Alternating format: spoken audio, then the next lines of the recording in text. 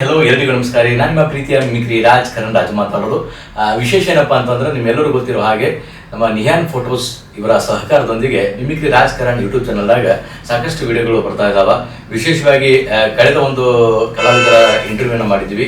ಇವತ್ತಿನ ದಿವಸ ಬಹಳ ವಿಶೇಷವಾಗಿರುವಂತಹ ಕಲಾವಿದರು ಕೂಡ ನಮಗೆ ಸಿಕ್ಕಿದ್ದಾರೆ. ಹಾಗಾಗಿ ಅವರ ಒಂದು ಸಂದರ್ಶನವನ್ನು ಪಡಿತಾ ಇದ್ವಿ. ಅವರು ಯಾರಪ್ಪ ಅಂತಂದ್ರೆ ತಾವೆಲ್ಲರೂ ಕೂಡ ಟಿವಿ ಒಳಗೆ ನೋಡಿ ಖುಷಿಯನ್ನು ಪಟ್ಟಿರುವಂತಹ ನಮ್ಮ ಗಾನಯೋಗಿ ಶಿವಯೋಗಿ ತ್ರಿಭಾಷಾ ಕವಿ ನಂದಾದೀಪ, ಅದುವೇ ಗದುಗಿನ ನಡೆದಾಡುವ ದೇವರು ಪಂಡಿತ ಪುಟ್ಟರಾಜ ಕವಿ ಗವಾಯಿಗಳ ವೀರೇಶ್ವರ ಪುಣ್ಯಾಶ್ರಮದಲ್ಲಿ ಸಂಗೀತ ಅಭ್ಯಾಸವನ್ನು ಮಾಡಿ ಜಿ ಕನ್ನಡದ ವೇದಿಕೆಯಲ್ಲಿ ತಮ್ಮ ಕಲೆಯ ಮೂಲಕ ಎಲ್ಲರ ಮನಸ್ಸನ್ನು ಗೆದ್ದಿರುವಂತಹ ದೈವೀಯ ಸಂಭೂತರಾಗಿರುವಂತಹ ಅತಿ ಚಿಕ್ಕ ವಯಸ್ಸಿನಲ್ಲಿ ಸಾಕಷ್ಟು ಕಾರ್ಯಕ್ರಮಗಳನ್ನು ಮಾಡಿರುವಂತಹ ನಮ್ಮ ಮೂಲತಃ ಮಹಾರಾಷ್ಟ್ರದವರಾಗಿದ್ದರೂ ಕೂಡ ಕನ್ನಡವನ್ನು ಬಹಳ ಅಚ್ಚುಕಟ್ಟಾಗಿ ಮಾತನಾಡುತ್ತಾ ಕನ್ನಡದಲ್ಲಿ ಕಲಾ ಸೇವೆಯನ್ನು ಮಾಡುತ್ತಾ ಸಂಗೀತ ಕ್ಷೇತ್ರದಲ್ಲಿ ಸಾಕಷ್ಟು ಹೆಸರನ್ನು ಮಾಡ್ತಾ ಬಂದಿರುವಂತಹ ಯುವ ಕಲಾವಿದರು, ಅದುವೇ ನಮ್ಮ ವಿಶೇಷವಾಗಿರುವಂತಹ ಅತಿಥಿಗಳಾಗಿರುವಂತಹ ರೇವಣಸಿದ್ದ ಅವರು ಇದ್ದಾರೆ ನಮ್ಮ ಜೊತೆ. ರೇವಣಸಿದ್ದ ಅವರೇ ನಮಸ್ಕಾರ. ನಮಸ್ಕಾರ. ಆರಾಮದಿರಿ? ನೀವು ಆರಾಮದಿರಿ? ಅದೇ ಕೆಲವೊಂದು ಮಾತುಗಳದಾವ್ರಿ. ಏನಪ್ಪಾ ಅಂತಂದ್ರ ನಮ್ಮ ದೇಹದಾಗ ಒಂದು ಅಂಗ ವೈಫಲ್ಯ ಆಗಿದ್ರಂದ್ರ ವಿಕಲಚೇತನರಲ್ಲ, ಜೀವನದಾಗ ಏನು ಸಾಧನೆ ಮಾಡಿಲ್ಲಪ್ಪ ಅಂತಂದ್ರೆ ಅವ್ರು ನಿಜವಾದಂತಹ ವಿಕಲಚೇತನ ಅಂತೇಳಿ. 100%. ಈಗ ನಿಮ್ಗೆಲ್ಲ ನೋಡಿದ ಮೇಲೆ ಎಷ್ಟೆಷ್ಟೋ ಮಂದಿಗೆ ಬಹಳ ಸ್ಫೂರ್ತಿ ರೀ ನೀವೆಲ್ಲ, ನಿಮ್ಮ ಸೇವೆ, ನಿಮ್ಮ ಸಾಧನೆ ಎಲ್ಲ. ಹಾಗಾಗಿ ಒಂದ್ ಸ್ವಲ್ಪ ನಿಮ್ಮ ಬಗ್ಗೆ ಮಾಹಿತಿನ ಪಡಿಬೇಕಂತೇಳಿ ಸಾಕಷ್ಟು ಜನ ಹೇಳ್ತಾ ಇದ್ದಾರೆ. ಹಂಗಾಗಿ ನೀವು ನಮ್ಗೆ ಸಂದರ್ಶನ ಸಿಕ್ಕಿರೋದು ಬಹಳ ನಮ್ಗೆ ಅದೃಷ್ಟ ಆದ. ಥ್ಯಾಂಕ್ ಯು ಅಣ್ಣ. ತಾವು ದೊಡ್ಡ ಆರ್ಟಿಸ್ಟ್. ಕರ್ನಾಟಕದಲ್ಲಿ 3 ತಿಂಗಳಿಂದ ನೀವು ರೆಫರ್ ಮಾಡ್ತಾ ಇದ್ರಿ. ಗಣೇಶ ಅದು ಅಂತ ಹೇಳಿ ಸ್ವಲ್ಪ ನೀವು ಬಿಸಿ ಇದ್ರಿ, ನಾವು ಬಿಸಿ ಇದ್ವಿ. ಅದು ಗುರುಗಳ ಕೃಪಾ, ಯಾವ ಟೈಮಿಗೆ ಏನಾಗ್ಬೇಕೆಲ್ಲ ಆಗುತ್ತೆ. ಸೊ ಹೀಗಾಗಿ ನಿಮ್ಮ ಚಾನಲ್ಗೆ ಬಂದು ನಮಗೂ ಬಹಳ ಖುಷಿ ಆಯಿತು. ಚಿಕ್ಕ ಕಲಾವಿದರನ್ನ ಹರಸಿ ಆಶೀರ್ವದಿಸಿ ಅಂತ ಇಷ್ಟಪಡ್ತೀನಿ. ನಿಮ್ಮಂತಹ ವಿಶೇಷವಾದಂತಹ ಕಲಾವಿದರ ಸಹಕಾರ ಬೆಂಬಲ ನಮಗಿತ್ತಪ್ಪ ಅಂತಂದ್ರೆ ಖಂಡಿತವಾಗ್ಲೂ ಎಲ್ಲರೂ ಸೇರಿ ಬೆಳೆಯೋದಕ್ಕೆ ಅನುಕೂಲ ಆಗುತ್ತೆ. ರೇವಣಸಿದ್ದವ್ರೆ, ಮೂಲತಃ ನಿಮ್ದು ಯಾವ ಊರು? ಅಣ್ಣ, ನಂದು ಸೊಲ್ಲಾಪುರ ಜಿಲ್ಲೆ, ಅಕ್ಕಲಕೋಟ ತಾಲೂಕು, ತುಳ್ನೂರು ಗ್ರಾಮ, ಮಹಾರಾಷ್ಟ್ರ ರಾಜ್ಯದ ನೋಡ. ನಾನು ಹೂಗಾರ ಮನೆತನದಲ್ಲಿ ಹುಟ್ಟಿದವು. ನಾನು ಎಲ್ಲ ಹೂವ ಮಾಲೆ ಎಲ್ಲ ಮಾಡ್ತಾರಲ್ಲ, ಹೂಗಾರ ಮನೆತನದಲ್ಲಿ ಹುಟ್ಟಿದವನು. ತುಂಬಾ ಬಡತನ ಪರಿಸ್ಥಿತಿಯಿಂದ ಬಂದವನು.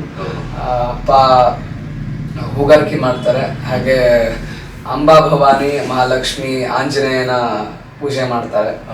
ಹಾಗೆ ಸಂಬಳ ಬಾರಿಸ್ತಾರೆ ನಮ್ಮ ತಂದೆಯವರು. ಅಮ್ಮ ಮನೇಲಿರ್ತಾರೆ, ಇಲ್ಲಾಂದ್ರೆ ಅವರು ಹೊಲ ಅದೆಲ್ಲ ಮಾಡ್ತಾ ಇರ್ತಾರೆ ಅಪ್ಪನ ಜೊತೆಗೆ. ನಾವು 4 ಜನ ಮಕ್ಕಳು ನಮ್ಮ ಅಪ್ಪಂಗೆ. ಫಸ್ಟು ನಮ್ಮ ಅಕ್ಕಂದು ಮ್ಯಾರೇಜ್ ಆಯಿತು. ಮ್ಯಾರೇಜ್ ಆದಮೇಲೆ ನಮ್ಮ ಮಾವಂಗೆ ನಮ್ಮ ಅಕ್ಕನ ಕೊಟ್ಟಿದ್ದೀವಿ. ಸ್ವಂತ ಮಾವ ನಮ್ಮ ಅವನ ತಮ್ಮಂಗೆ ನಮ್ಮ ಅಕ್ಕನ ಕೊಟ್ಟಿದ್ದೀವಿ. ಸೆಕೆಂಡ್ ನಾನು, ಥರ್ಡು ನಮ್ಮ ತಂಗಿ, ಆಮೇಲೆ ಲಾಸ್ಟು ನಮ್ಮ ತಮ್ಮ. ಒಟ್ಟು 4 ಜನ ಮಕ್ಕಳು ನಮ್ಮಪ್ಪ ಅಮ್ಮಗೆ. ನಿಮ್ಮ ಪರಿವಾರದಲ್ಲಿ ನೀವು ಒಬ್ಬರೇನಾ ಇದೆಯಾ ಅಥವಾ ಹೇಗೆ? ಇಲ್ಲ, ನಾನು ಒಬ್ಬನೇ. ಮೊದಲು ಯಾರು ಇದ್ದಿದ್ದಿಲ್ಲ, ಈಗಲೂ ಯಾಕಂದ್ರೆ ನಾನೇ ಮೊದಲ ಈ ಥರ ಒಂದು ದೃಷ್ಟಿ ಕಳ್ಕೊಂಡಿರೋದು. ಇಲ್ಲ, ದೃಷ್ಟಿ ಕಳ್ಕೊಂಡಿರಿ ಅನ್ನೋದಕ್ಕಿಂತನೂ ಗಾಯನ ದೇವರು ಪಂಡಿತ್ ಪುಟ್ಟರಾಜ ಕವಿಗಳ ಆಶೀರ್ವಾದ ದೃಷ್ಟಿ ನಿಮ್ಮ ಮೇಲೆ ಇರ್ತಲ್ಲ, ಅದು ನಿಮ್ಗೆ ಈ ತರ ಆಗಿರೋದಂದ್ರೆ ಪುಣ್ಯ ಮಾಡಿರ್ಬೇಕಣ್ಣ. 7 ಜನ್ಮದಾಗ ಗದಗ ವೀರೇಶ್ವರ ಪುಣ್ಯಾಶ್ರಮದಾಗ ಇರ್ಬೇಕು, ಅಜ್ಜನ ಸ್ಥಾನದಾಗ ಇರ್ಬೇಕು. ಅಜ್ಜನ ಪ್ರಸಾದ ನಾವು ಊಟ ಮಾಡ್ಬೇಕಂದ್ರ ಅದ್ ಯಾವ್ದೋ ಜನ್ಮದ ಪುಣ್ಯದ ಫಲದಿಂದ ನಾವು ಪುಟ್ಟಯ್ಯನ ಆಶ್ರಮದಾಗ ಇದೀವಿ. ಈಗ ಇಷ್ಟು ಕಣಿಲಾರ್ದವ್ರು ನಿಮ್ ಜೊತೆ ಕುಂತು ಮಾತಾಡ್ತೀವಿ, ಒಂದೇನೋ ಸಾಧನೆ ಮಾಡಿವಿ ಅಂದ್ರ ಅದೆಲ್ಲ ನನ್ನಪ್ಪ ಪುಟ್ಟಯ್ಯನ ಕೃಪಾ. ಅವರು ಅವಾಗ ನಾಟಕ ಕಂಪನಿ ಓಪನ್ ಮಾಡಿ ಎಲ್ಲ ಮನೆಗೆ ಭಿಕ್ಷೆ ಮಾಡಿ ಅಂದ್ರು ಅಂದ್ರೆ ಬೆಳಿಬೇಕು, ಅಂದ್ರೆ ಚಲೋ ಒಂದು ಇದ್ರಾಗಿರ್ಬೇಕು. ಭಿಕ್ಷೆ ಪಾತ್ರೆ ಹಿಡಿಯೋರ್ನ ಅಕ್ಷಯ ಪಾತ್ರ ಕೊಟ್ಟವರು ನಮ್ಮ ಪಂಡಿತ್ ಪುಟ್ಟರಾಜ ಗುರುಗಳು, ಪಂಚಾಕ್ಷರಜ್ಜರು, ಕುಮಾರಜ್ಜರು. ಅವ್ರಿಷ್ಟು ಮಾಡಿದಂದ್ರೆ ನಾವ್ ಇಷ್ಟ ಅದೇವನ ಎಲ್ಲ.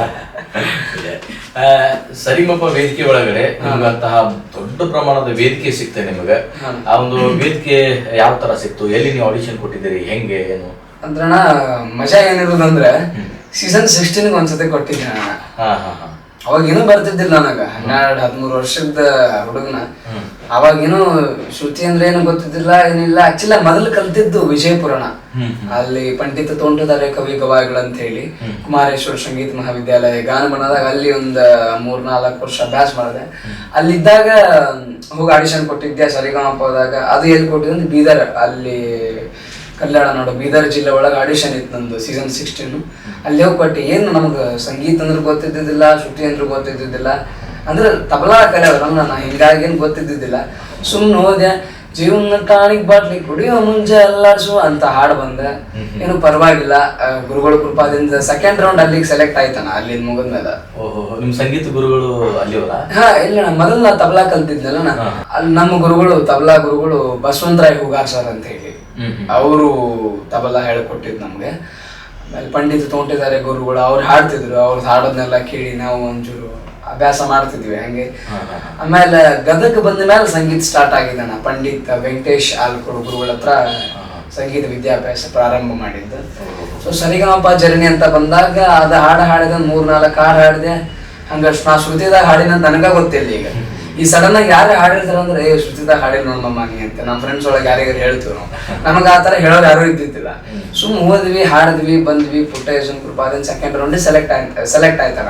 ಇದು ಸೀಸನ್ 16 ಒಳಗೆ ಹಾಡಾತೈತಾನ. ಅದು ಮುಗಿದ್ದು ಸೆಕೆಂಡ್ ರೌಂಡಿಗೆ ಹೋದ್ವಿ. ನಾನು, ನಮ್ಮ ತಂದೆ, ನಮ್ಮ ದೊಡ್ಡಪ್ಪ, ಇಲ್ಲಿವರೆಗೂ ನಮ್ಗೆ ಸಪೋರ್ಟ್ ಮಾಡಿದ್ದು ನಮ್ಮ ದೊಡ್ಡಪ್ಪ ಅಣ್ಣ. ನಮ್ಮ ತಂದೆ ತಾಯಿ ಅವರೆಲ್ಲಿ ಬರಂಗಿಲ್ಲ. ಸೊ ಹೀಗಾಗಿ ನಮ್ಮ ದೊಡ್ಡಪ್ಪ ಅವರು ಸಪೋರ್ಟ್ ಮಾಡಿದ್ರು. ಅವರು, ನಾವು, ನಮ್ಮ ತಂದೆಯವ್ರು ಹೋಗಿದ್ವಿ. ಹೋಗಿ ಸೆಕೆಂಡ್ ರೌಂಡ್ ಆಡಿಷನ್ ಕೊಡ್ಬೇಕಂತ ಬೆಂಗಳೂರಿಗೆ ಹೋಗಿ ಇಳ್ಕೊಂಡಿದ್ವಿ. ಗಣಜಲ್ ಅಂತ ಬರ್ತಾವಣ್ಣ. ಎಲ್ಲ ಮೈ ತುಂಬಾ ಫುಲ್ ಗುಳಿಯಣ್ಣ. ಇಲ್ಲಿ ಕಣ್ಣಿಗೆ, ಇಲ್ಲಿ ಪೂರ ಗಂಟ್ಲೊಳಗ, ಇಲ್ಲಿ ಮ್ಯಾಲ ಗುಳಿ ಇಲ್ಲಿ ಗಂಟ್ಲೊಳಗೆ ಏನು ಗುಳಿ ಬಿಟ್ಟಿದ್ದು. ಸೊ ಹಿಂಗಾಗಿ ಹಾಡಕ ಆಗ್ತಿರ್ಲಿಲ್ಲ. ಆದ್ರೆ ನಾವು ಪುಟ್ಟಜ ನೀನಪ್ಪ ಎಲ್ಲ ಅಂತೇಳಿ ಅನ್ಕೊಂಡು ಹಾಡಿದ್ವಿ ಸೆಕೆಂಡ್ ರೌಂಡಿಗೆ. ಆ ಸೀಸನ್ 16 ನಾವು ಸೆಲೆಕ್ಟ್ ಆಗ್ಲಿಲ್ಲ. ಸೀಸನ್ 16 ಸೆಲೆಕ್ಟ್ ಆಗ್ಲಿಲ್ಲ. 17 ದೊಡ್ಡವ್ರದ್ದು ಬಿಟ್ವಿ. ಸೀಸನ್ 18 ಆನ್ಲೈನ್ ಆಡಿಷನ್ ಇತ್ತು, ಅದನ್ನ ಹಾಕ್ತಿವಿ. ಅದು ಆನ್ಲೈನ್ ಆಡಿಷನ್ ಕ್ಯಾನ್ಸಲ್ ಆಯ್ತು, ಚಾಂಪಿಯನ್ಶಿಪ್ ಅಂತ ಮಾಡಿದ್ರು. ಅದಾದ್ಮೇಲೆ ಸೀಸನ್ 19ಗೆ ಇದು ಆಡಿಷನ್ ಮಜಾನೇ ಆಗಿರೋದನ್ನ. ಆಕ್ಚುಲಿ ಆಗಸ್ಟ್ 26 ನಮ್ಮ ಅಕ್ಕನ ಮದ್ವೆ, ಸಾರಿ ಡಿಸೆಂಬರ್ 26 ನಮ್ಮ ಅಕ್ಕನ ಮದ್ವೆ. December 25 Vijayapura audition.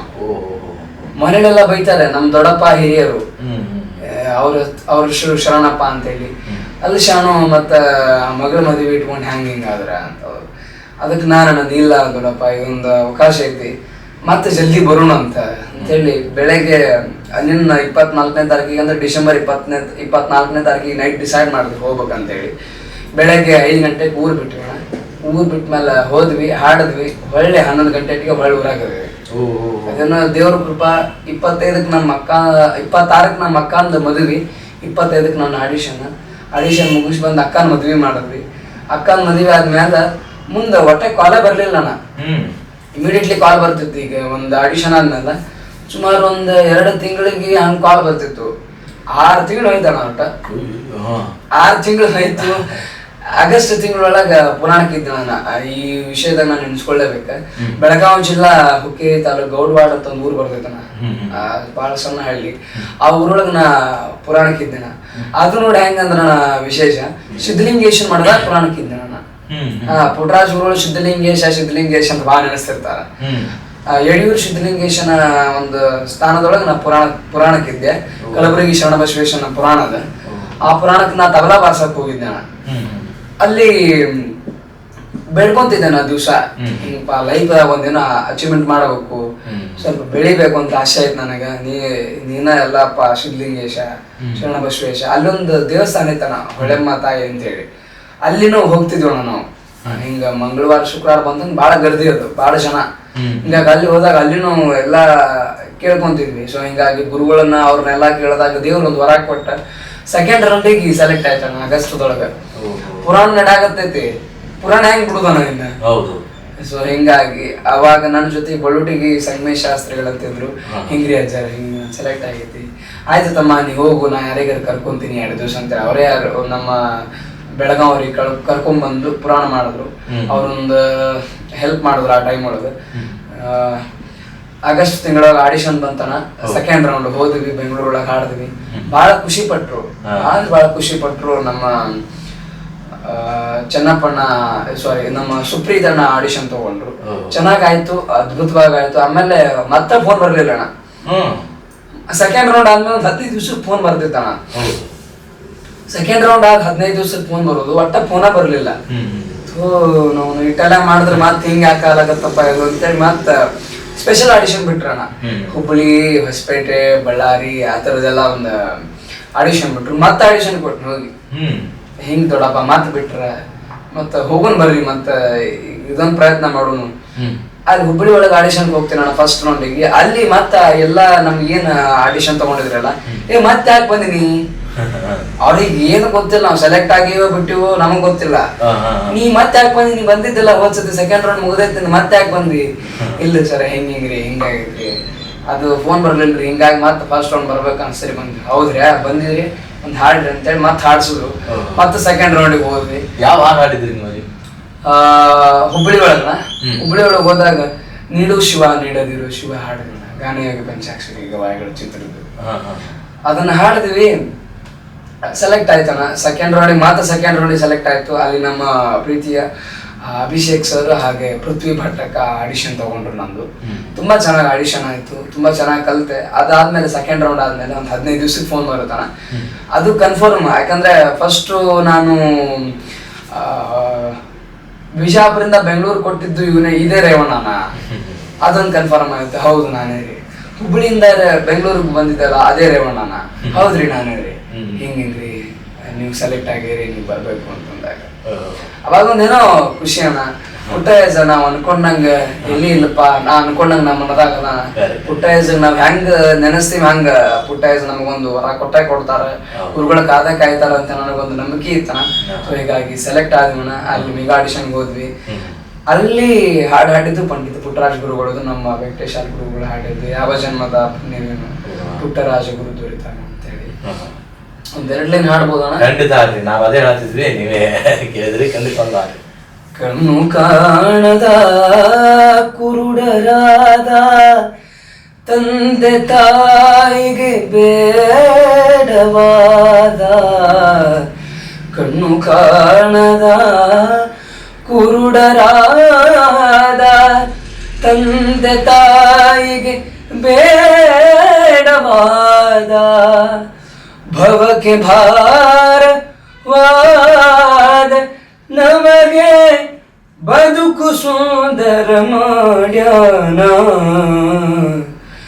ಯಾವ ಜನ್ಮದ ಪುಣ್ಯವೇನು ಪುಟ್ಟರಾಜ ಗುರು ದೊರೆತಾನ, ಕತ್ತಲಲ್ಲಿ ಗುಳಿತ ನಮಗೆ ಬೆಳಕಿನಡಿಗೆ ತಲ್ದಾನ.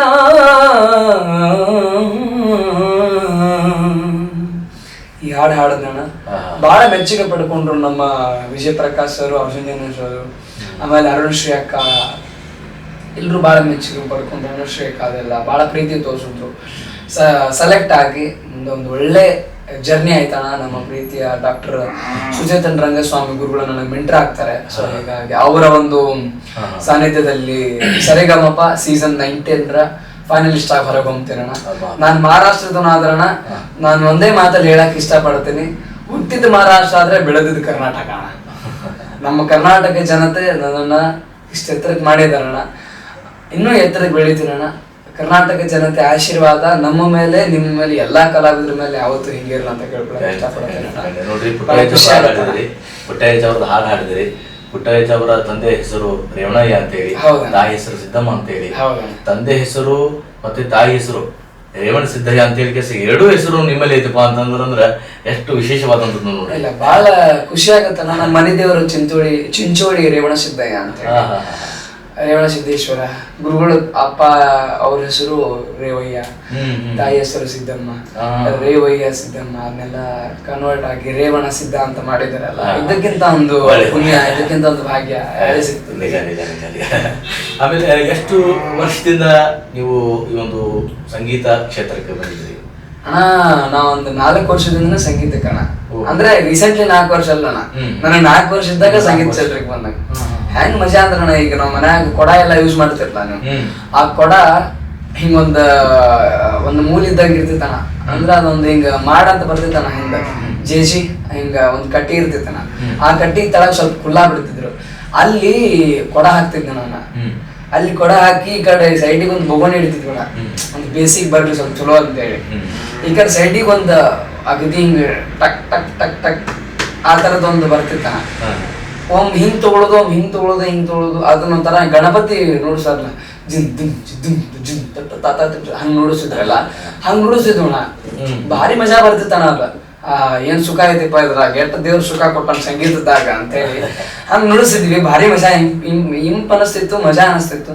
ಹಿಂಗಾಗಿ ಕೊಡ ಬಾರಿಸ್ತಿದ್ವಿ. ಕೊಡ ಬಾರಿಸುವಾಗ ನಮ್ಮ ದೊಡ್ಡಪ್ಪ ಅವ್ರು ಒಂದ್ಸತಿ ವಿಡಿಯೋ ಮಾಡಿ ನನಗೆ ತೋರಿಸಿದ್ರು. ಯಾಕಂದ್ರೆ ಅವರು ಪ್ರೈಮರಿ ಸ್ಕೂಲ್ ಟೀಚರ್. ಅವರು ಸ್ಕೂಲ್ ಮುಗಿಸ್ಕೊಂಡ್ ಬಂದಿದ್ರು, ಮಧ್ಯಾಹ್ನ ಆಗಿತ್ತ. ಮುಗಿಸ್ಕೊಂಡ್ ಬಂದಾಗ ಅವ್ರು ವಿಡಿಯೋ ಮಾಡಿ ತೋರಿಸಿದ್ರು. ಇದು ಹೆಂಗೈತ್ ನೋಡಿ ಕೇಳ ಮಗ ಅಂತಂದ್ರು. ಇದು ನಾನಾ ಬಾರಿಸಿದ್ದೇನ್ರಿ. ಹೌದಮ್ಮ ನೀನೇ ಬಾರಿಸಿದ್ದು. ಚಲೋ ಆಗೈತಲ್ರಿ, ನಮಗ್ ಗೊತ್ತಿಲ್ಲ ಅಂದಂಗ ನಾವು ಏನೋ ಒಂದ್ ಮಾಡಾಕತ್ತೀವಲ್ರಿ ಅಂತ ಅವಾಗ ಒಂದ್ ಖುಷಿ. ಈಗ ಎಷ್ಟೆಲ್ಲ ಮಾತಾಡ್ತೇವೆ, ಅವಾಗೆಲ್ಲ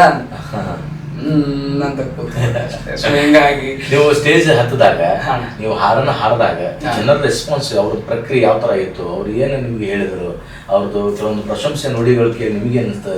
ಯಾವ ಕಾರ್ಯಕ್ರಮ ಎಲ್ಲಿ ಮಾಡಿದ್ದೀರಿ? ಇಲ್ಲ, ನಾ ಭಾಳ ಖುಷಿ ಆಗುತ್ತೆ. ನಮ್ ದೊಡ್ಡಪ್ಪ ಅದು ವಿಡಿಯೋ ಮಾಡಿ ಮುಗಿದ್ಮೇಲೆ ಅವರು ಒಂದು ತಬಲ ಗಿಬಲೆಲ್ಲ ತಂದು ಕೊಟ್ಟು ಎಲ್ಲ ಚಲೋ ಆಯ್ತು. ಮುಂದೊಂದು ಕಲೆ ಹಾಕ್ಬಿಟ್ರು, ಗಾನಮನದಾಗ ಕಲಿತೆ, ಎಲ್ಲ ಚಲೋ ಆಯ್ತು. ಆಮೇಲೆ ಟ್ರ್ಯಾಕ್ ಹಾಡು ಹುಚ್ಚಿದ್ದಿದ್ದಿಲ್ಲ ನಾನು. ಸೊ ಹಿಂಗಾಗಿ ನಮ್ಮೂರೊಳಗೆ ಒಂದು ಫಂಕ್ಷನ್ ಮಾಡ್ತಾರಣ್ಣ, ಹೈಸ್ಕೂಲ್ ಸ್ಕೂಲ್ ಅಂತೇಳಿ. ಆ ಸ್ಕೂಲ್ ಒಳಗೆ ಹಾಡ್ತೇನೆ ಅಣ್ಣ.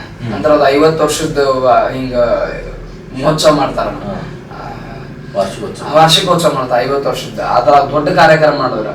ನಮ್ ದೊಡ್ಡಪ್ಪ ಅದೇ ಸ್ಕೂಲ್ ಒಳಗ ಕಲ್ತಿದ್ರು, ಒಂದು ಹೈಸ್ಕೂಲ್ ಕಲ್ತಿದ್ರಿಂದ. ನಮ್ಮ ತಂದೆಯವರು ಅದೇ ಸ್ಕೂಲ್, ನಮ್ಮ ಕಾಕ ಅದೇ ಸ್ಕೂಲ್, ಎಲ್ಲರೂ ಅದೇ ಕಲ್ತಿದ್ರಿಂದ ನಾವು ಸಣ್ಣವ್ರಿದ್ವಲ್ಲ, ಹಿಂಗಾಗಿ ನಮಗೂ ಹಾಡಾಕ ಚಾನ್ಸ್ ಸಿಗ್ತಾನ. ಆಮೇಲೆ ನಮ್ಮೂರ ಸಿದ್ದರಾಮೇಶ್ವರ ಜಾತ್ರೆ ಒಳಗ ಹಾಡ್ತಿದ್ವಣ್ಣ. ಆಮೇಲೆ ಬ್ಯಾಂಜೋ ಈಗ ಇದು ಮಾಡ್ತಾರಣ್ಣ, ಮ್ಯೂಸಿಕಲ್ ಪಾರ್ಟಿ ಅಂತಾರಲ್ಲ, ದೊಡ್ಡ ದೊಡ್ಡ ಬ್ಯಾಂಡ್ ಸೆಟ್ ಅಂತಾರಲ್ಲ, ಆ ಬ್ಯಾಂಡ್ ಸೆಟ್ ಗಾಡಿಕೆ ಅಂತಂದ್ರೆ ಭಾಳ ಹುಮ್ಮಸಣ ನಮ್ಗೆ. ಯಾವಾಗ ಹೋಗ್ಲಿ ಅದ್ರ ಬಲ್ಲಿ, ಯಾವಾಗ ಗಾಡ್ಯಾಗ ಕುಂಡ್ರಿ, ಆ ಹಾಡ್ಲಿಕ್ಕೆ ಆಯ್ತು ಗಾಡ್ಯಾಗ ಕೂತಾರೆ ನೋಡ್ಬೇಕದನ್ನ. ಹಂಗೊಂದ್ ಮಜಾ ಅನಿಸ್ತೈತಣ್ಣ. ಸೊ ಹಿಂಗಾಗಿ ಆ ಬ್ಯಾಂಡ್ ಸೆಟ್ ಒಳಗೆ ಹಾಡ್ತಿದ್ದೇನೆ. ಆಮೇಲೆ ಚಿಕ್ಕ ಚಿಕ್ಕ ಕಾರ್ಯಕ್ರಮಗಳ ಹಾಡ್ತಿದ್ನಿ.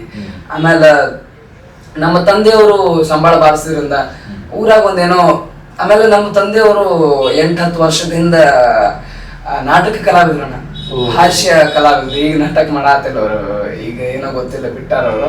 ಮುಂದ್ ಮಾಡ್ಬೇಕ, ನಮ್ಮಪ್ಪ ನಾಟಕ ಮಾಡ್ಬೇಕು ಅನ್ನೋದೊಂದು ಆಸೆ ಐತೆ. ಯಾಕಂದ್ರೆ ನಾವು ತಿಳಿದಾಗಿಂದ ನೋಡಿಲ್ಲ ನಮ್ಮಪ್ಪ ನಾಟಕ ಮಾಡೋದು. ಆಮೇಲೆ ಈಗ ಒಂದು ಕಲೆ ಅಣ್ಣ ಅದ. ಸೊ ಹಿಂಗಾಗಿ ಎಷ್ಟೋ ಜನ ರಂಗಭೂಮಿ ಒಳಗ ಅದಾರ. ನಮ್ಮಪ್ಪ 8-10 ವರ್ಷದಿಂದ ನಾಟಕ ಮಾಡಿದ್ರು. ಆ ನಾಟಕ ಒಳಗೆ ಹಾಡಿದನ, ದುಡ್ಡು ಕೊಟ್ಟರೆ ಬೇಕಾದು ಸಿಗ್ತೈತಿ ಈ ಜಗದಲ್ಲಿ. ಈ ಒಂದ್ ಹಾಡು ಹಾಡಿದಾಗ ಮುಂದೆ ದಿವ್ಸಕ್ಕೆ 5,000 ರೂಪಾಯಿ ನನಗ ಅವತ್ತ ಆ ಏರಿಯಾಗಿತ್ತು. ಅದ ನನಗೆ ದೊಡ್ಡ ಪೇಮೆಂಟ್ ಅಣ್ಣ ಅದ. ಅವಾಗಿಂದ ಇದು 8-10 ವರ್ಷದಿಂದ. ಈಗ ನನಗೆ 18 ಜನ, ಅವ ನನಗ 8 ವರ್ಷ 9 ವರ್ಷ ಇರ್ಬೋದು. ಸೊ ಹಿಂಗಾಗಿ ಏನು ಬಹಳ ಸಣ್ಣ ಪುಟ್ಟಯ್ಯವ್ರ ಬಗ್ಗೆ ಒಂದು ಹಾಡು ಹಾಡಿದಿರಿ. ಈಗ ಜೀವ ಕೊಟ್ಟಿರುವಂತಹ ತಾಯಿ ಬಗ್ಗೆ ಅದೇ ದುಡ್ಡು ಕೊಟ್ಟಿರ್ಬೇಕಾಗ್ತದೆ. 2 ಲೈನ್ ಹಾಡಿ. ದುಡ್ಡು ಕೊಟ್ಟರೆ ಬೇಕಾದು ಸಿಗುತ್ತೈತಿ ಈ ಜಗದಲ್ಲಿ ಕಾಣೋ,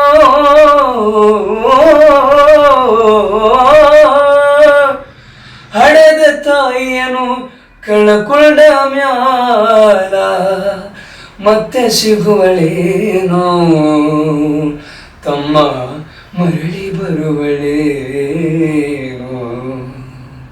ಬಹಳ ಖುಷಿ ಆಗುತ್ತಣ್ಣ. ನಾವು ವಿದ್ಯೆ ಕಲಿಯೋದು ಸರಸ್ವತಿ, ನಮಗ್ ಜನ್ಮ ಕೊಟ್ಟಿದ್ದು ಒಂದು ತಾಯಿ, ನಾವ್ ವಿದ್ಯಾ ಕಲಿತಾ ಇರೋದು ಒಂದು ತಾಯಿ. ಸೊ ಹಿಂಗಾಗಿ ಬಹಳ ಖುಷಿ ಆಗುತ್ತೆ. ಆ ಒಂದು ಇದ್ರೊಳಗೆ 5,000 ರೂಪಾಯಿ ಅವತ್ತು ನನಗೆ ಅಯ್ಯದಾಗಿದ್ದ. ಅದ ಒಂದು ದೊಡ್ಡ ಪೇಮೆಂಟ್ ನನಗೆ 6-7 ವರ್ಷ ಇದ್ದಾಗ ನನಗೆ. ಸೊ ಹಿಂಗಾಗಿ ನಮ್ಮ ತಂದೆಯವರಿದ್ದಾಗ ಅದೊಂದು ನೆನಪಣ ನನಗೆ. ಸೊ ಹಿಂಗಾಗಿ ಮುಂದೆ ಬರ್ತಾ ಬರ್ತಾ ನಮ್ಮ ದೊಡ್ಡಪ್ಪರು ಕನ್ನಡ ಸಾಹಿತ್ಯ ಪರಿಷತ್ತದ ಒಂದು ಸದಸ್ಯರಾಗಿದ್ರು. ಅವ್ರೇನು ಕನ್ನಡದ ಕಾರ್ಯಕ್ರಮ ಇರ್ತಿದ್ವಲ್ಲ ಅಣ್ಣ, ಅಲ್ಲಿ ಹೋಗಿ ನಾನು ಹಾಡ್ತಿದ್ಯಾ, ಖುಷಿ ಪಡ್ತಿದ್ರಣ್ಣ ಜನ. ಆಮೇಲೆ ಊರಾಗ ಒಂದು ಹೆಸರಾಯ್ತಣ್ಣ. ಮತ್ತೆ ನಿಮ್ಮ ತಂದೆ ಹಾಗೂ ತಾಯಿಯವರ ಪರಿಚಯ 1-2 ಮಾತುಗಳಾಗಿ ಹೇಳ್ಬೇಕಂದ್ರೆ? ನನ್ನ ತಂದೆ ಹೆಸರು ಪುಂಡ್ಲಿಕ್ ಅಂತ ಹೇಳಿ, ನನ್ನ ತಾಯಿ ಹೆಸರು ಸಂಗೀತ ಅಂತ ಹೇಳಿ. ನೋಡಿ ಹಿಂಗೆ ಎಷ್ಟು ವಿಶೇಷ ಇದೆ ಅಂದ್ರೆ, ನಾನು ಕಲಿತಾ ಇರೋದು ಸಂಗೀತ, ನನ್ನ ತಾಯಿ ಹೆಸರು ಸಂಗೀತ. ಆಮೇಲೆ ಪುಂಡಲೀಕ ಮಹಾರಾಜರು ಅಂತೇಳಿ ಅಭಂಗ ಎಲ್ಲ ಹಾಡ್ತಿರ್ತೀವಿ ನಾವು, ಅದನ್ನು ನಮ್ಮ ತಂದೆಯವ್ರ ಹೆಸರು ಇಟ್ಟಿದ್ದು. ಆಮೇಲೆ ಹಿರಿಯರ ಹೆಸರು ಇತ್ತ, ನಮ್ಮ ಪುಂಡಲೀಕ್ ಅಂತೇಳಿ ಮೊದಲು ನಮ್ಮ ಮನ್ಯಾಗ ಅವ್ರ ಹೆಸರು ನಮ್ಮ ತಂದೆಯವ್ರಿಗೆ ಇಟ್ಟಿದ್ದು. ಪುಂಡಲೀಕ್ ತಂದೆ ಹೆಸರು, ಸಂಗೀತ ತಾಯಿ ಹೆಸರು. ಅವರ ಒಂದು ಉದರದಲ್ಲಿ ಜನಿಸಿ ಬಂದಿನ ಬಹಳ ಖುಷಿ ಆಗುತ್ತ. ನಮ್ಮ ತಾಯಿ ತಂದೆಯವರು ನಮ್ಮನ್ನ ಇಷ್ಟು ದೊಡ್ಡವರಾಗಿ ಅಂದ್ರು ಬಹಳ ಕೇರ್ಫುಲ್ ಆಗಿ ನೋಡ್ತಿರ್ತಾರ, ಬಹಳ ಖುಷಿ ಪಡ್ತಿರ್ತಾರ ನಮ್ಮ ಬೆಳವಣಿಗೆ ಕಂಡು. ಊರೊಳಗ ನಾವು ಈಗ ಅಲ್ಲಿ ಪ್ರೋಗ್ರಾಮ್ ಹೋಗಿರ್ತೀವಿ, ನಮ್ಮನ್ನ ಕಂಡು ಹಿಡಿತಾರ. ನಮ್ಮ ತಾಯಿ ತಂದೆನೂ ಕಂಡು ಹಿಡಿಯಾಗತ್ತಾರಣ್ಣ ಈ ಕಡೆ ಓ ನೀವು ನಮ್ಮ challenging star D boss Darshan sir ಅವರ ಅಭಿಮಾನಿ, ರೇವಣ್ಣ ಅವ್ರ ತಂದೆ ತಾಯಿ ಎಲ್ಲ ಮುಂಚೆ ಅದ್ರದ್ದು ಉಲ್ಟಾ ಆಗಿತ್ತು. ಮುಂಚೆಗೆ ನೀವೆಲ್ಲರೂ ಹೋದ್ರಪ್ಪ ಅಂತಂದ್ರೆ ಪುಂಡ್ಲಿಕ್ ಸಂಗೀತ ಅವ್ರ ಮಗಪ್ಪ ಅಂತಿದ್ರೆ, ಹೌದಣ್ಣ. ನೀವು ಯಾವಾಗ ಈ ಕಲಾಕ್ಷೇತ್ರದಾಗ ಬಂದು ಹೆಸರು ಮಾಡಿದ್ರಿ ಅವಾಗ ಬದಲಾವಣೆ ಆಗ್ಬಿಟ್ಟಿದ್ರಿ. ರೇವಣ ಸಿದ್ಧ ಸರಿಮಪ್ಪ ಸಿಂಗರು ಅವ್ರ ತಂದೆ ತಾಯಿ ಅಲ್ಲೇ ನೀವು ಅಂತ ಹೇಳಿ ಗುರುತಿಸೋ ನೋಡ್ರಿ. ಸಾಧನೆ ಅಂದ್ರೆ ಇದೆ ಅಲ್ರಿ ರೇವಣ ಸಿದ್ಧ ಅವರೇ. ಗುರುಗಳು ಕೃಪಾಣ, ಗುರುಗಳು ಕೂಡಿಸ್ಕೊಟ್ಟಿದ್ದು ನಮ್ಮ ತಂದೆ ತಾಯಿನ ಕಂಡು ಹಿಡಿತಾರ. ಬಹಳ ಪ್ರೀತಿಸ್ತಾರ ಕರ್ನಾಟಕ ಜನತೆ, ಎಲ್ಲಾ ಜನತೆ, ಕರ್ನಾಟಕ ಜನತೆ ಅಂತಲ್ಲ, ಎಲ್ಲ ನಾಡಿನ ಜನತೆ, ಎಲ್ಲ ದೇಶದ ಜನತೆ ಬಹಳ ಖುಷಿ ಪಡ್ತಾರ, ಬಹಳ ಪ್ರೀತಿಸ್ತಾರ, ನಮ್ಮನ್ನು ಗೌರವಿಸ್ತಾರ. ಬಹಳ ಖುಷಿ ಆಗೈತಣ್ಣ. ಈಗ ಮನ್ಯಾಗ ನೋಡ್ರಿ ಎಲ್ಲರದು ನಿಮ್ಗೆ ಸಪೋರ್ಟ್ ಐತ್ರಿ? ಬಹಳ ಸಪೋರ್ಟ್ ಐತಿ. ಏನಾಕ್ ಮಾಡಿ ಮಾಡು, ಇವಾಗ ಒಂದು ಸಾಂಗ್ ಮಾಡಿದೆ ಮಾಡು, ನಿನಗೇನ್ ಬೇಕ, ನಿನಗೇನ್ ಬೇಕು ಕೇಳು, ನಮಗ್ ಇರ್ಲಿಕ್ಕ ಕಟ್ ಆಯ್ತು, ನಿನಗೇನ್ ಬೇಕು ಹೇಳ ನಾವು ಮಾಡ್ತೀವಿ. ಅಷ್ಟೊಂದು ಸಪೋರ್ಟ್ ಐತೆ ನಮ್ಮ ಮನ್ಯಾಗ. ಆಯ್ತು, ಅದೇ ಹೇಳ್ತಾ ಇದ್ದೀರಿ. ಅಪ್ಪಟ ಕಲಾಸಿಪಾಳದ ಸುಂಟ್ರಗಾಳಿ, ಕನ್ನಡ ಚಿತ್ರರಂಗದ ಐರಾವತ, ಬಾಕ್ಸ್ ಆಫೀಸ್ ಸುಲ್ತಾನ್, ಅಭಿಮಾನಿಗಳ ಆಸ್ತಿ, ಅದುವೇ ಚಾಲೆಂಜಿಂಗ್ ಸ್ಟಾರ್ ದರ್ಶನ್ ಅವರ ಅದ್ಭುತವಾದಂತಹ ಅಪಾರ ಪ್ರಮಾಣದಲ್ಲಿ ಸಾಕಷ್ಟು ಹೆಸರು ಮಾಡಿರುವಂತಹ ಫ್ಯಾನ್ಸ್ ಒಳಗಡೆ ನೀವು 100% ಪಕ್ಕ ಅಪ್ಪಟ ದರ್ಶನ ನನ್ನ ಅಭಿಮಾನಿ. ಹಾಗಾಗಿ ನಾವೆಲ್ಲ ಸರಿಗಮಪ ವೇದಿಕೆ ಒಳಗೆ ಎಲ್ಲ ನಿಮ್ಗೆ ನೋಡಿದ್ವಿ. ಅವ್ರದ್ದು ಮಾಸ್ ಆಗಿರುವ ಎಂಥದ್ದೇ ಹಾಡು ಕೊಟ್ಟರು ಕೂಡ ಅದು ಯಾವ ಸಿನಿಮಾದು ಮತ್ತು ಎಷ್ಟನೇ ವರ್ಷದಲ್ಲಿ ಅದು ರಿಲೀಸ್ ಆಗಿತ್ತು ಅಂತ ಎಲ್ಲ ಹೇಳ್ತಿದ್ರಿ. ಹೌದು. ಹಾಗಾಗಿ ಡಿ ಬಾಸ್ ಅವರ ಫೇವ್ರೆಟ್ ಸಿನಿಮಾ, ಬಹಳ ನೀವು ಇಷ್ಟಪಡುವಂಥದ್ದು ಸಿನಿಮಾ ಯಾವುದು? ನನ್ನ ಪ್ರೀತಿಯ ರಾಮಣ್ಣ. ನಾವೊಬ್ಬರು ಕುರುಡರಾಗಿದ್ರಿಂದ ಅವರು ಆ ಸಿನಿಮಾ ಮಾಡಿದ್ದೆ ನಾನೊಬ್ಬ ಕಲಾವಿದ ಅಂತ ಪ್ರೂವ್ ಮಾಡ್ಕೊಳ್ಳಿಕ್ಕೆ ಅಂತ ನನ್ಗೆ ಯಾರೊಬ್ರು ಹೇಳಿದ್ರು. ಸೊ ಹಿಂಗಾಗಿ ದರ್ಶನ್ ಸರ್ ಎಂತ ಕಲಾವಿದ ಅಂತ ಆ ಸಿನಿಮಾದಲ್ಲಿ ಪ್ರೂವ್ ಮಾಡ್ಕೊಂಡಿದ್ರು. ಆ ಸಿನಿಮಾ ನನ್ಗೆ ಬಹಳ ಇಷ್ಟ ಅಣ್ಣ. 100 ಅಲ್ಲ, 1000 ಸಲ ನೋಡಿದ್ರು ಒಟ್ಟ ಬೇಜಾರಾಗಂಗಿಲ್ಲ, ಬೋರ್ ಆಗಂಗಿಲ್ಲ. ಎಷ್ಟು ಸಲ ನೋಡಿದ್ರು ಆ ಲಾಸ್ಟ್ ಒಂದ್ ಸೀನ್ ಐತ್ಲಣ್ಣ, ಅವ್ರ ತಂಗಿ ಅವ್ರನ್ನ ಇದು ಮಾಡಿ ಮಣ್ಣು ಕೊಡ್ತಿರ್ತಾರ, ಅವಾಗ ಸಾಹುಕಾರನ ಹಿಡಿದು ಹೊಡಿತಿರ್ತಾರ, ಅಳ್ತಿರ್ತಾರ. ಎದಕ್ ಬೇಕಿದ್ದು ಜಗತ್ತ ಅಂತ ಒಂದ್ ಸೀನ್ ಇರ್ತೈತಣ್ಣ. ಅದು ನೋಡೋದ ಪ್ರತಿ ಸಲ ನಮಗೊಂದು ಫೀಲಿಂಗ್ ಇರ್ತೈತಣ್ಣ, ದುಃಖ ಕಾಡ್ತಿರ್ತೈತಿ. ಸೊ ಹಿಂಗಾಗಿ ದರ್ಶನ್ ಸರ್ ಸಿನಿಮಾ ಅಂತ ಬಂದಾಗ ನನ್ನ ಪ್ರೀತಿಯ ರಾಮು ಮೊದಲನೇ ಲಿಸ್ಟ್ ಒಳಗೆ ಇರ್ತೈತ. ಅಷ್ಟು ಬಹಳ ಇಷ್ಟ ದರ್ಶನ್ ಸರ್ ಸಿನಿಮಾ. ಇತ್ತೀಚೆಗೆ ಸರ್ ಅವ್ರದ್ದು ಸಿನಿಮಾಗಳಲ್ಲಿ ನಿಮ್ಮ ಫೇವ್ರೇಟ್ ಸಾಂಗ್ಸ್ ಯಾವುದು, ಯಾವ ಹಾಡು ನಿಮ್ಗೆ ಬಹಳ ಇಷ್ಟ? ಅದೇಣ್ಣ ನನ್ನ ಪ್ರೀತಿಯ ರಾಮು ಫೇವ್ರೇಟ್ ಸಿನಿಮಾ. ಅದರೊಳಗಿರುವಂತ ಒಂದು ಅದ್ಭುತವಾದ ಹಾಡು, ನನ್ನದೇ ಬಾನಲಿ ರೆಕ್ಕೆಯ ತೆರೆಯು ಬಣ್ಣದ ಹಕ್ಕಿಗಳೇ, ನನ್ನ ಕಥೆಯ ಕೇಳಲು ನಿಮ್ಮಯ ರೆಕ್ಕೆಯು ತಾನೇ ಮುಚ್ಚುವುದು, ಕಲಕಲ ನಗುವಲಿ ಕಚಗುಳೀರಿಸಿ ಚಿಮ್ಮುವ ನೀರಲೇ, ನನ್ನ ಸ್ಥಿತಿಯ ಕೇಳಲು ನಿಮ್ಮಯ ಸಡಗರ ಮೌನವ ತಾಳುವುದು, ನಿಮ್ಮಯ ಹಾಗೆ ರೆಕ್ಕೆಯ ಪಡೆಯಲು ಆಸೆಯು ದಿನ ಕಳವೆ, ರೆಕ್ಕೆಗಳಿರದೆ ಬಾನಿಗೆ ಹಾರಿ ಮರಳಿ ತೆಳಗಿಳಿದೆ, ಒಂದು ಹಾಡು ಸಾಲದು ಮನಸ್ಸು ಬಿಚ್ಚಲು ಹೃದಯ ತಾಳದು ನೀ ಕೇಳು, ನನ್ನೆದೆ ಬಾನಲಿ ರೆಕ್ಕೆಯ ತೆರೆಯೋ ಬಣ್ಣದ ಹಕ್ಕಿಗಳೇ, ನನ್ನ ಕಥೆಯ ಕೇಳಲು ನಿಮ್ಮಯ ರೆಕ್ಕೆಯು ತಾನೇ ಮುಚ್ಚುವುದು. ಅದ್ಭುತ ಅದ್ಭುತ ಅದ್ಭುತ. ಡಿ ಬಾಸ್ ಅವ್ರ ಫೇವ್ರೇಟ್ ಸಿನಿಮಾ ನೀವು ಯಾವ್ದಂತ ಅದನ್ನು ಹೇಳಿದ್ರಿ. ಅವ್ರದ್ದು ಒಂದು ಸಿನಿಮಾದ ಬಹಳ ಇಷ್ಟ ಆಗಿರುವಂತ ಹಾಡು ಕೂಡ ಹೇಳಿದ್ರಿ. ಏನಾದ್ರು ಡೈಲಾಗ್ ಹೇಳ್ಬೋದ್ರಿ?